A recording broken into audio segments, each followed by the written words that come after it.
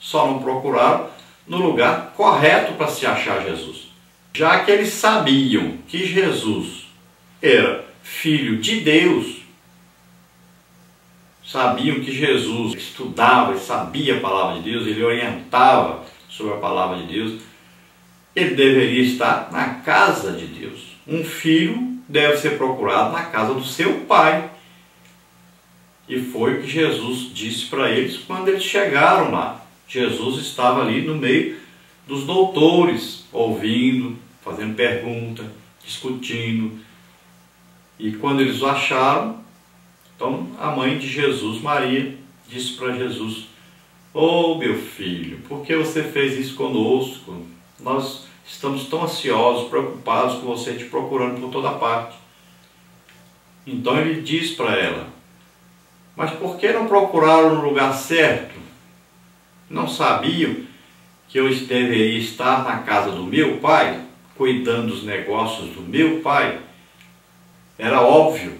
E a preocupação deles não era uma preocupação correta, já que eles sabiam que ele era Deus. O problema é que eles não tinham aquela certeza absoluta. O problema é que eles não tinham a revelação real, aquela coisa que a pessoa tenha mesmo certeza. Então eles sabiam, mas ao mesmo tempo não sabiam. Era como se estivessem cochilando nesse conhecimento, nessa revelação, né? E por que foi assim? Porque era uma coisa de Deus mesmo. Se eles tivessem a completa revelação de quem Jesus era, eles não cuidariam dele como se fosse uma criança normal. Não o educariam como se fosse uma criança normal. E em tudo Jesus veio para ser semelhante a nós. Então ele teria que viver como um ser humano normal, aprendendo a palavra de Deus, orando, comendo as mesmas coisas, né? Todas as necessidades fazia da mesma coisa que os outros. Então tudo, tomar banho, tudo, era do mesmo jeito que os outros faziam. Então ele teria que ser criado assim, como homem normal. E também, imagine, eles lendo a palavra de Deus, se eles tivessem o conhecimento correto, eles sabiam que Jesus iria morrer numa cruz. Então eles não poderiam ter esse conhecimento real, nessas revelações sobre Jesus, essas revelações completas. Então era como se eles soubessem, mas estivessem num sono sobre isso. E nós vemos aí na segunda parte da leitura falando sobre o batismo de Jesus nas águas, que é a apresentação de Jesus para iniciar o seu ministério, o seu trabalho que ele vinha fazer na terra. Então ele tinha dois trabalhos a fazer: pregar o Evangelho e também treinar aqueles que seriam a igreja, que dariam início à igreja. Então aqueles homens que ele escolheu. Agora, a obra principal da sua vida, o que era? Era a nossa salvação. Era levar sobre ele os nossos pecados, doença, enfermidade, tudo que não prestava, levar sobre ele e morrer em nosso lugar na cruz, lá no Calvário. Então era isso que ele tinha que realizar. Então, para começar isso, ele então, aos 30 anos, ele vai ao Rio Jordão, onde João Batista já estava batizando as pessoas, e ele chamava as pessoas ao arrependimento de pecados. Então veja só que Jesus, quando chega ali, João Batista era o que de Jesus? Era primo de Jesus. Era normal Jesus e João Batista se visitarem, assim como Maria visitou sua prima Isabel quando ela estava no 6º mês de gravidez esperando João Batista, e Maria estava grávida de Jesus. Então eles se visitavam, se conheciam, eram primos, João Batista e Jesus. Só que agora João Batista estava numa missão de apresentar o Messias, o Salvador, ao povo. Quando Jesus chega, imagine, Jesus diz: "Eu quero ser batizado." João Batista diz o que para Jesus? Ele é primo de Jesus, conhece Jesus. Ele nunca viu Jesus pecar, nunca soube que Jesus cometeu um pecado. Ele sabia que Jesus sabia de cor a palavra de Deus, entendido na palavra de Deus, ensinava a palavra de Deus. Imagine. Ele deve ter dito o quê? Você não posso te batizar. Aqui é batismo de arrependimento de pecado. Nunca vi falar que você pecou. Nunca vi você pecar. Então Jesus disse o que para ele? João Batista, convém cumprir toda a lei, a justiça de Deus, a palavra de Deus. Eu vivo como um judeu normal, como qualquer outro. Se todos estão se batizando, eu também me batizo. Então, você tem que me batizar. Então, João Batista vai e batiza. Olha, João Batista não sabia, não tinha a revelação completa de que Jesus era filho de Deus. Ele mesmo dá o testemunho.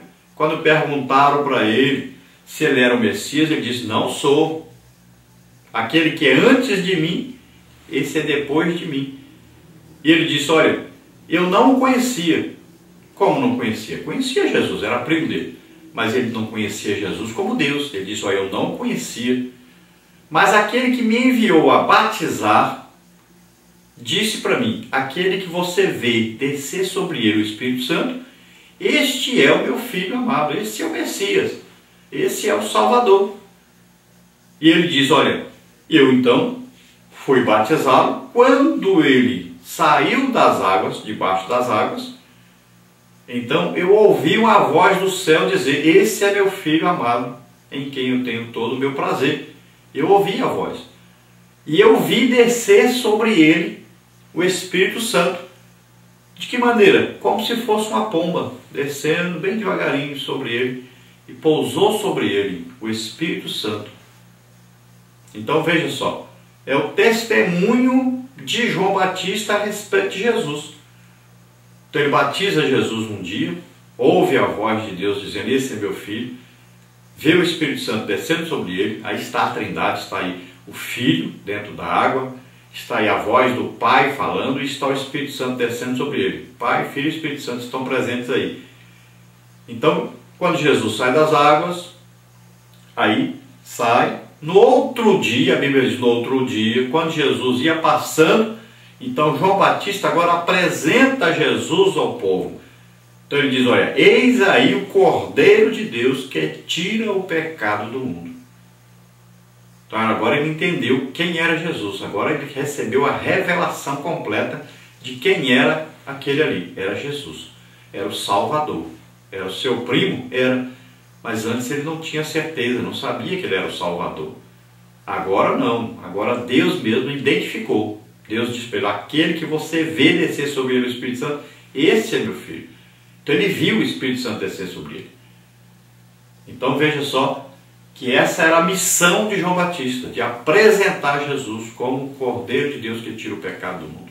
E é o que ele fez. Agora, será que João Batista, a partir daí, teve a certeza da missão de Jesus completa? Também não. Porque mais tarde ele vai mandar os seus discípulos até Jesus para perguntar para Jesus se era ele o Messias ou deveria esperar outro. E Jesus não respondeu nada. Jesus foi lá e curou um aleijado, fez o aleijado andar, o cego ver, surdo ouvir, libertou gente que estava endemoniada e chamou os discípulos de João e disse, vocês estão vendo o que está acontecendo aqui? Vão lá e diga para João o que vocês estão vendo e ouvindo aqui. Só isso. Não precisa dar resposta nenhuma. Então quando eles vão até João e dão um recado, não é falar a resposta de Jesus, é dizer para ele que Jesus falou. Então João vai perceber o quê? Olha, está escrito sobre ele que ele viria, pregaria o Evangelho, está escrito sobre ele que ele curaria as pessoas. Então, esse é o Messias, pronto. Não precisava de mais nada. Então vamos ver aí como escreveu a respeito de tudo isso o pastor José Gonçalves na lição que nós estamos estudando hoje. Vamos ver aí, a lição tem as seguintes partes aí. Primeira parte, Jesus cresceu fisicamente. Tópico 1, a dimensão corpórea de Jesus. Tópico 2, o cuidado com o corpo. Na parte 2, Jesus cresceu socialmente. Tópico 1, Jesus e a família. E no tópico 2, Jesus e a cultura local. Na parte 3, Jesus cresceu psicologicamente. Tópico 1, a dimensão psicológica de Jesus. Tópico 2, Jesus e as emoções. Na parte 4, Jesus cresceu espiritualmente. Tópico 1, crescendo na graça e fortalecendo o espírito. Tópico 2, Jesus e a sua maioridade. Vamos ver então dentro da introdução, que diz o seguinte: as Escrituras revelam que Jesus era plenamente Deus e plenamente homem. Ao dizerem que Jesus é 100% Deus e 100% homem, teólogos cristãos estão afirmando esta mesma verdade de uma outra forma. Deus se humanizou em Cristo, 2 Coríntios 5,19. Isso é conhecido na teologia cristã como o grande mistério da encarnação. Conhecer o Jesus divino é maravilhoso e bíblico, mas conhecer o Jesus humano é da mesma forma. Aqui vamos aprender que Jesus cresceu como qualquer ser humano. Ele cresceu física, social, psicológica e espiritualmente. Em cada uma dessas dimensões, ele deixou ricos aprendizados para todos nós. Então veja bem que Jesus ao mesmo tempo é homem, ao mesmo tempo é Deus. Não se esqueça disso de maneira nenhuma.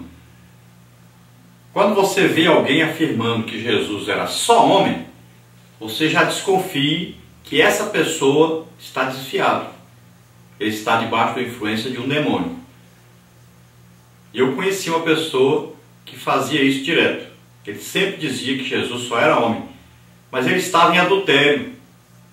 Então ele estava debaixo do espírito de engano.